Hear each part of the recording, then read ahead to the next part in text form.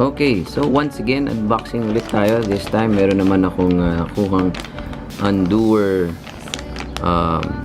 dummy battery for Sony cameras. Okay, so ito po yung Lazada. Okay, and binili ko to kasi nag-live stream ako ngayon. So, kailangan ko ng mga long-lasting na battery. Ang problema, yung existing na battery ko, this ones, tumatagal lang ito ng mga 2 hours kapag nakasaksak yung micro USB dun sa camera. So, may slow discharging na nagaganap dahil kina-charge niya at the same time nagdi-discharge, and actually very unhealthy yun for the batteries.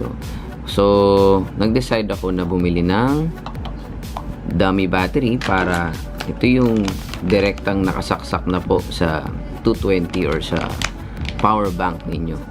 Okay, buksan na natin.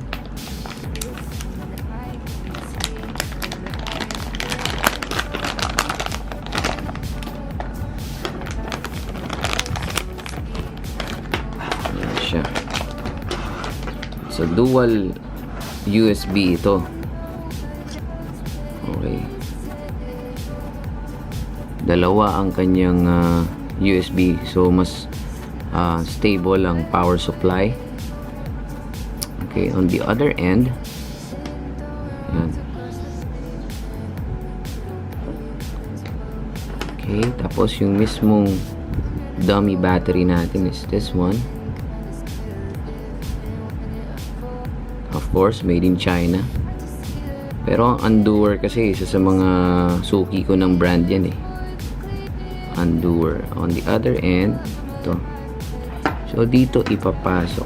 Ito malamang. Okay. Alright. So, let's see kung gagana siya sa aking Sony camera. Testingin natin. So, tinry kong isaksak sa aking multi-port charger. Isa lang ang sinaksak ko muna. Actually, hindi ko alam bakit dalawa ito yung ano, pero siguro for additional power. Ayan. Going to my Sony A6500.